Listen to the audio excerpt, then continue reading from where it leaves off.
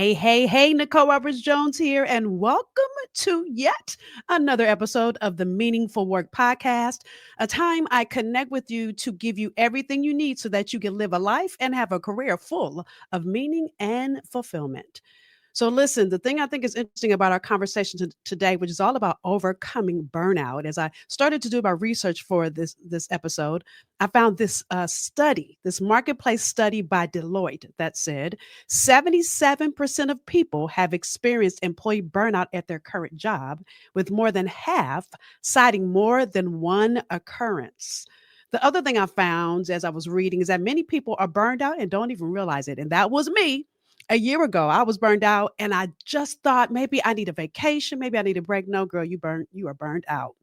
And so I'm excited about what our guest today is going to share. And her name is Christi Venable. Now, Christi is a licensed professional counselor and is the founder of Smile Therapy Services, an award-winning mental health and wellness agency focused on helping leaders cultivate a healthy workplace culture that increases employee retention, productivity, and happiness. Her top clients include, but are not limited to, Microsoft, Aetna, DC Government, American Kidney Fund, Georgetown University Hospital, DC Public, as well as charter schools, and I can continue to go on. But listen, Christi began her career working inside middle schools as part of her mission to reduce the stigma on mental health in the minority community. Now, in that work, she noticed a widening gap, a lack of quality mental health services for those who need it most. And in 2015, she launched Smile Therapy Services with only one employee, herself. Today, listen to this, y'all. She employs more than 28 therapists, all people of color, while continuing to serve individual school systems and Fortune 500 organizations. As a leadership and culture expert, she's now helping top leaders improve their culture so they can increase employee wellness, retention, and build a happy workforce. No matter the industry, you can count on Christi's team to weave in leadership, training, focus on emotional intelligence, productivity, and effective communication. So let's bring her up. Hey, Miss Christi. Hey. Thank you for that introduction. I'm excited about this conversation because I think so many people don't realize they're burned out. They try to push through burnout. So before I start asking you about that, what inspired you to start Smile Therapy? And has your journey shaped you in understanding, and well, maybe I should say, how has your journey helped you understand mental health in the workplace? Yeah, so like you stated, I started out as a school counselor. And during that time, I serviced youth from preschool to eighth grade. And what I really saw was an plethora of mental health issues, right? And so within the school system, as a school counselor, there was only so much that I was able to do because my role was limited.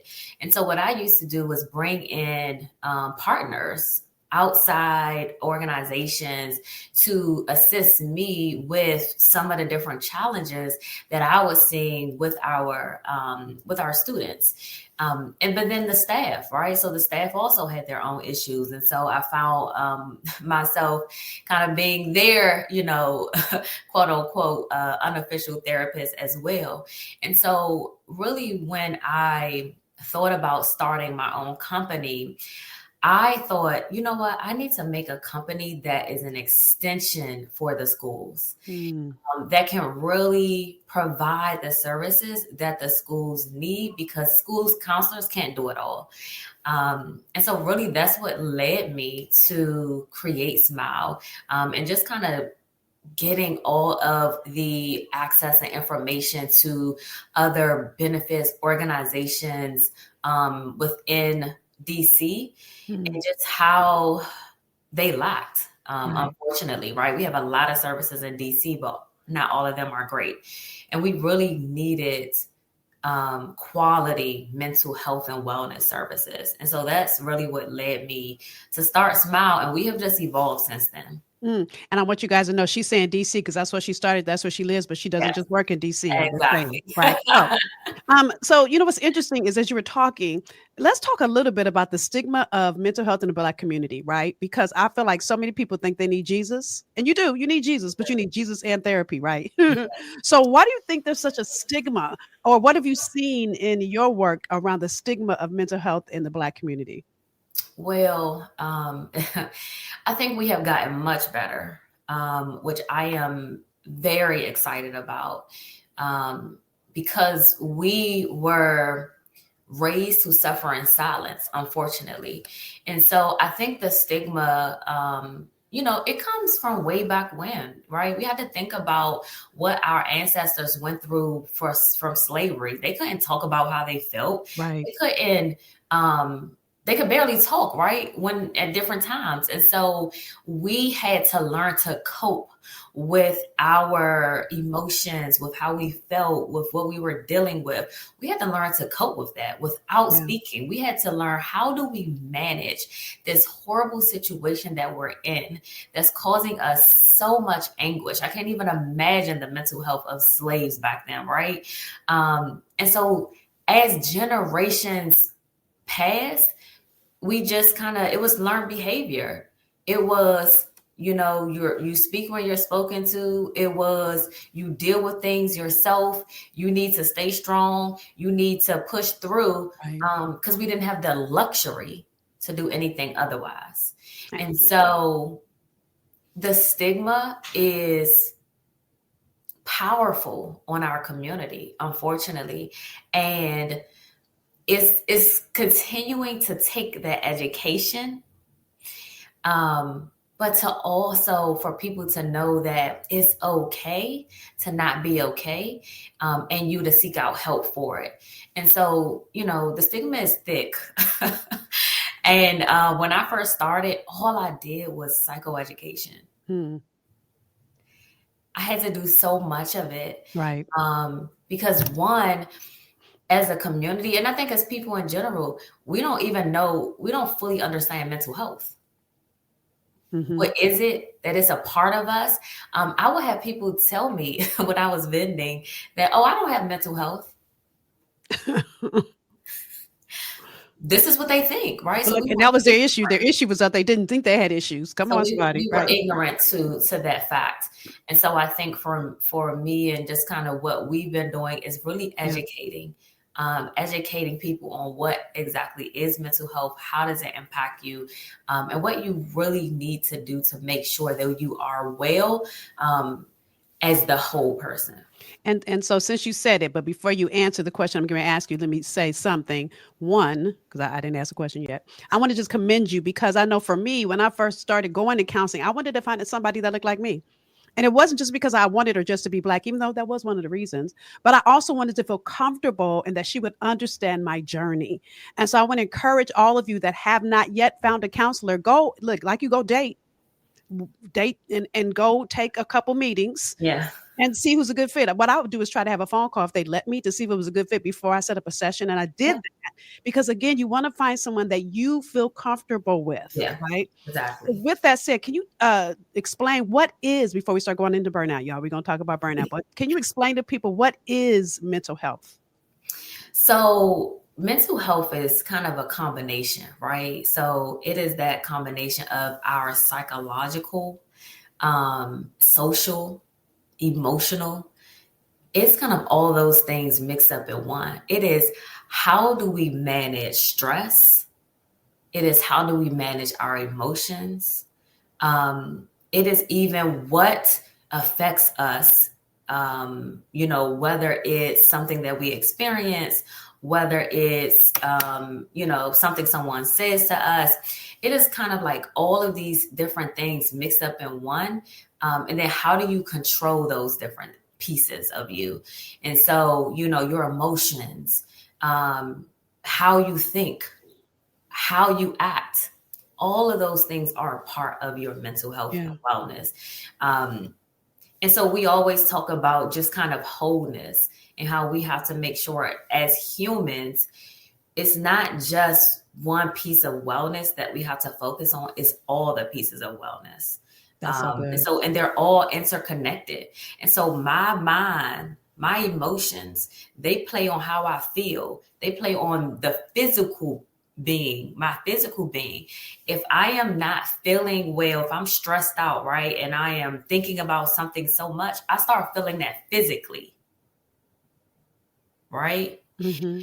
And so that comes out physically, but it's an emotional piece of me. Right. So my emotions are tied to every part of my being.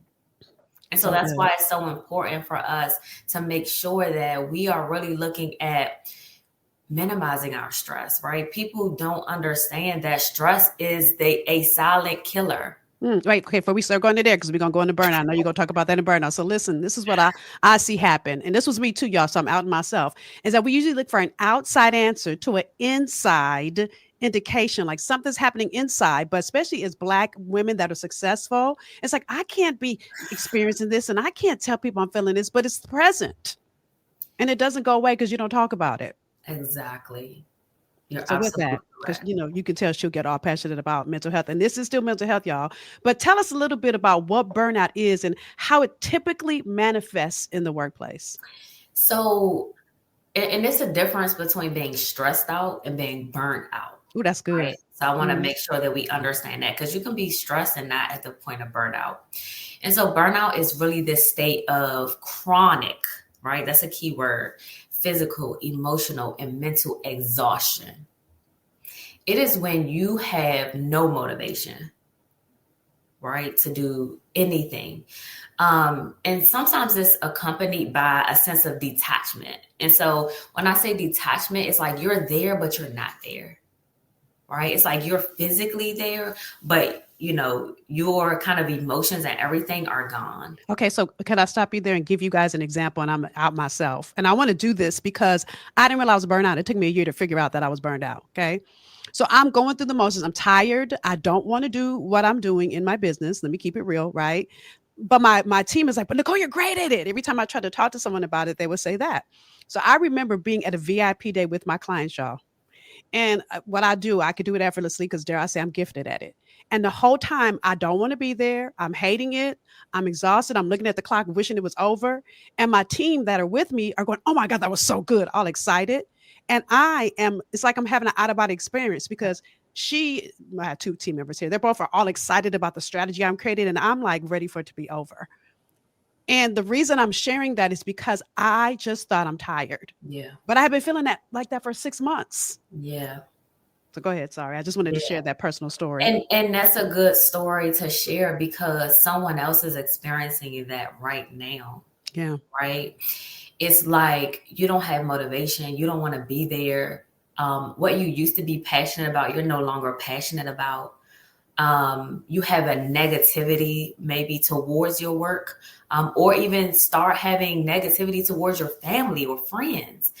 And so all of those different things can really be indicators. So some other things that you can look at: physical symptoms, fatigue, you're always tired, headaches, right? And sometimes also when you're very stressed, you get headaches as well. But headache is a great indicator. I know when I'm stressed, I get a headache. I get a tension headache right in the back of my head. So I know that's when I'm stressed out. You really can't sleep. Either you can't sleep or you sleep too much. Like you can't stop sleeping, right? You're just always tired and you're always asleep. So those are some physical symptoms. But also we need to look at when those things happen, it also weakens your immune system. So your immunity goes down. And so some emotional symptoms, you're probably really depressed, right? So you're sad for no reason. You might be crying for no reason. You're like, why am I so emotional? You're having a lot of anxiety, irritable. So you can be very snappy. And then a sense of kind of helplessness, like you don't just have hope. You're just like, I don't know what to do. Like, I just can't even get myself together. Those are some Right. emotional symptoms. Cognitive. So you have to think about, you have some difficulty concentrating. Can't focus, right? Most of the time we burnt out, we cannot focus. We're distracted by every little thing. the smallest task becomes so difficult for you. So you're very forgetful. Like, oh my God, what did I just read? Or what just happened? Or what was that thing that I was supposed to do? So you can't really remember things. And then your creativity goes down, right? When you're burnt out.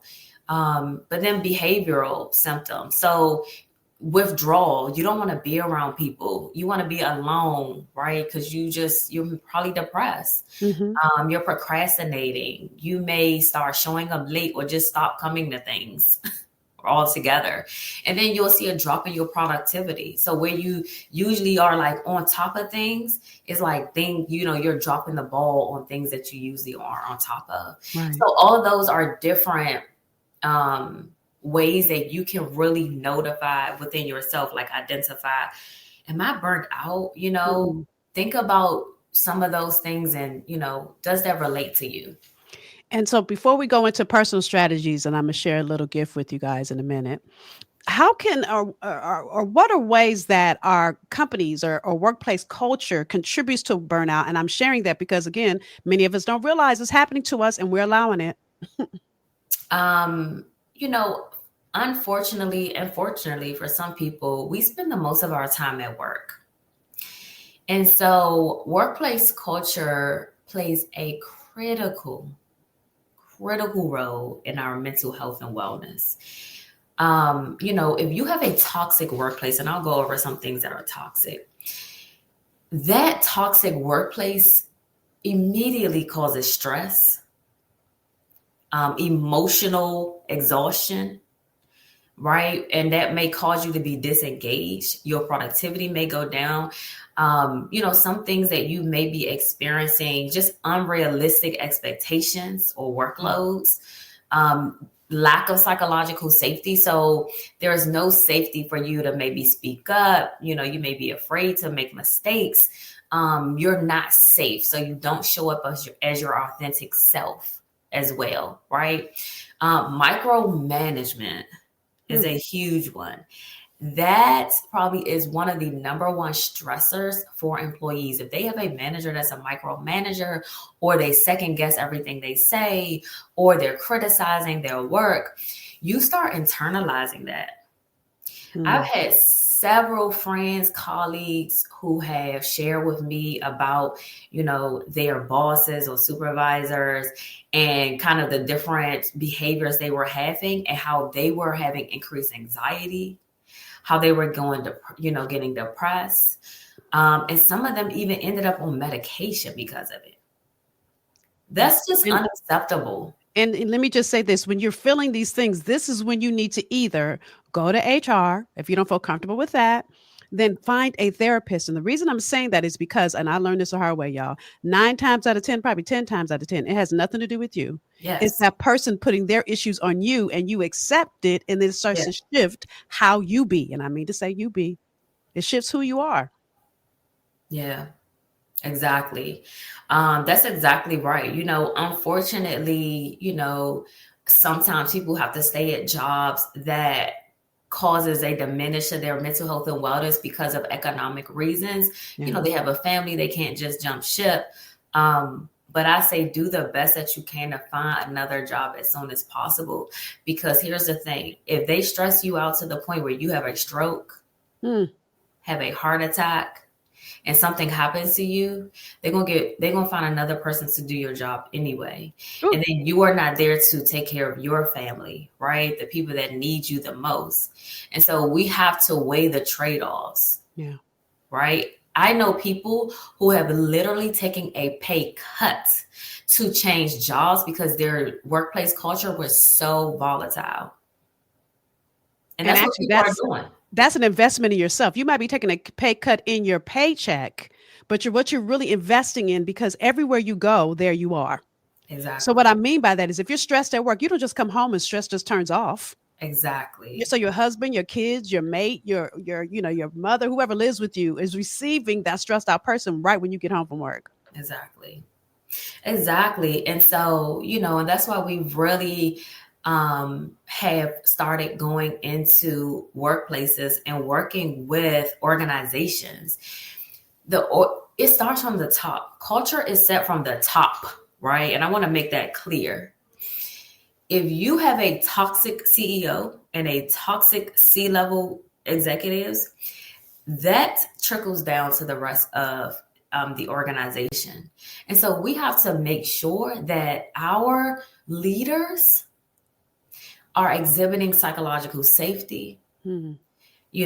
They are really looking at how they are supervising, and you're training them to be people leaders. Because what I see with our work is that so many people that are in these positions of leadership, supervisor, manager, they have not been trained to be a supervisor or manager, right? They are just good at whatever role they have as it relates to their skill set. They have not been trained to actually lead people. Mm. And we have to remember, once you become a leader, a supervisor, a manager, it's no longer about your skill set of, that specific skill. It's about, can you actually lead the people that's under you? That's so That's the good. difference. That's so good. So listen, I'm only interrupt you because I want to make sure we talk about your book. Yep, she has a book.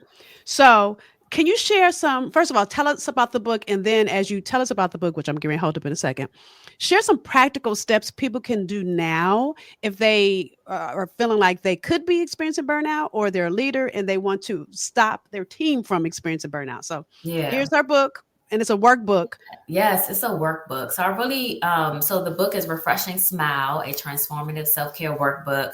And my goal for the book was to really create something that could help you right now in the moment. And you're doing the Right? work, y'all. It's not a read, it's a do, right? It's not like, oh, you just read these things and you put that on the shelf. No, it is you get into it, right? It is, let's get deep into what's really going on with you as it relates to your self-care. So it's a combination of assessing the 8 dimensions of self-care. It educates you on those dimensions, but then it assesses, where are you with those dimensions? And then it actually gives you questions to help you create your self-care plan in each of the dimension. And so what I find is that when I go and have trainings or workshops around self-care, people don't realize that there's so many different areas of wellness and self-care. We just really focus on the main ones like physical self-care, right? And even with physical, people don't realize that it's 4 areas of physical. You have nutrition, you have exercise, which everyone does, but then you have to think about your medical. Have you booked your appointments? Right. Right? Today. And so it's all of these things that we try to educate people on, but it's like, okay, now that you're educated, let's see where you are, and then let's help you get better with that. And even And with so that, I heard you say once in a conversation, we were talking about something, I don't remember what it was, that a massage is not enough. it's not enough, right? It's something, and it should be a part of your self-care, but that's not enough. It is a holistic plan that we should be creating so that we can really feel better, and we have to be intentional about it. So if you're a leader, one, you have to start with yourself. So I have one of my signature talks, putting your oxygen mask on first. We have to do what we need to do for us first before we can then help everyone else. Because if I'm not well and my cup is empty, I can't help you. Right, because you're pouring from nothing. You need to help from your overflow. So you got to Feel pour back into yourself first so you can exactly. pour from your overflow. So, if there are some practical steps, it would be, how do you make sure that you're intentional about improving your own self-care first? What areas do you really need to focus on where you know you're not doing the best job? And then after you really focus on yourself, then you can, one, model. Once you start focusing on yourself, you model for your team how it is. You put boundaries up. You set realistic workloads, and not working all night, not sending emails all night to your team, because then it's the expectation that they should also be working. right? So that's something that we can do as a leader. Also, as a leader, once you work on yourself, are you creating a psychological safe space for your team? Do they feel comfortable sharing with you? Are they okay to make a mistake? Are we having learning lessons instead of calling people out for mistakes? Right? And then are we recognizing our employees? Matter of fact, are we recognizing ourselves? Right. Right. You know, are you really looking at what are you grateful for? What progress have you made this week? And you praising yourself for that. That's where we have to start. Yeah. You know, I said this in another episode that when we were little, we had parties for everything. I Everything. turned 3, I turned 4, I turned 5. You know, I got We an gotta A on bring a that back. test. But now we don't celebrate ourselves. We're on to the next, right? We get things done and we don't stop and say, let me buy myself some flowers. Let me take myself to dinner. Let me do something to celebrate something I accomplished. Yeah. Yeah. And you know, one of my friends was a joke with me. He used to say, you know, when we was younger, your mother had a cookout for you for everything. And you know, it's true because we used to be excited to celebrate all of our accomplishments. Yeah. And now, even myself included, I really don't do a good job at it because I look at, you know, all the things that we accomplished just in a week, you know, different awards. And it's kind of like on, like you said, I'm on to the next thing. I'm like, what do I need to do next? Yeah. You know, what is my next accomplishment?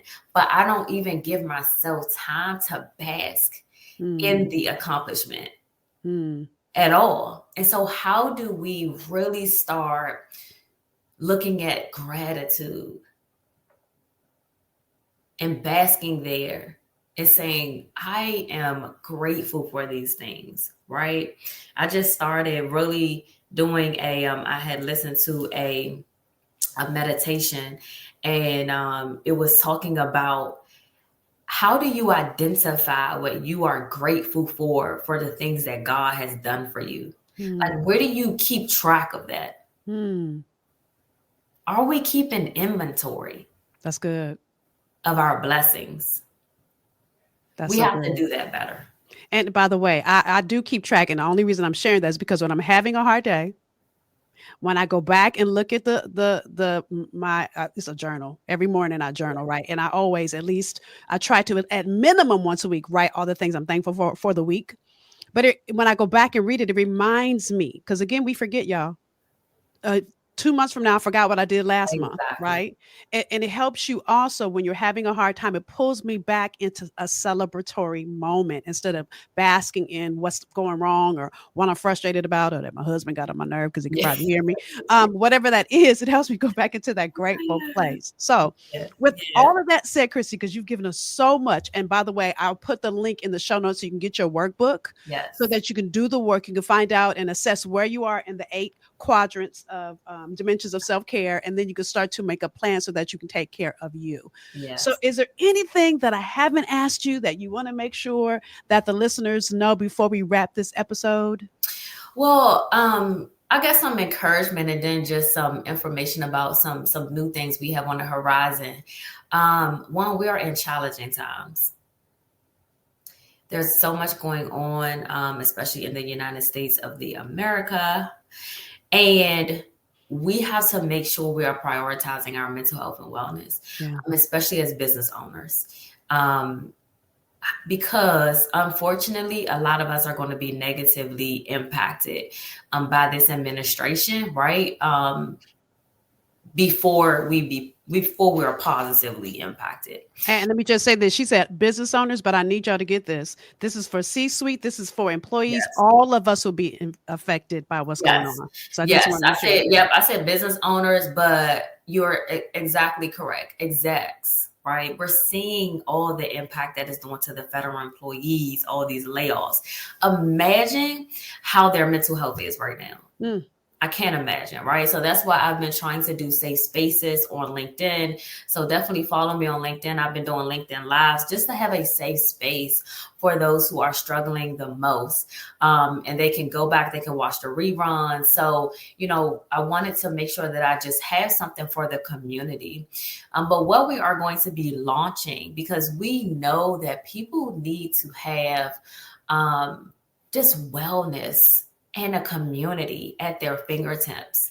And so I actually have my Refreshing Smile app coming out.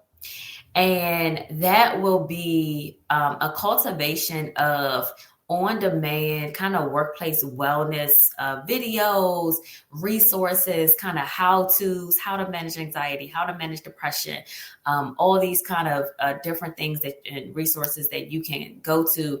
But then you will be able to have access to a community where we can share all the things about how we're doing, what's affecting us.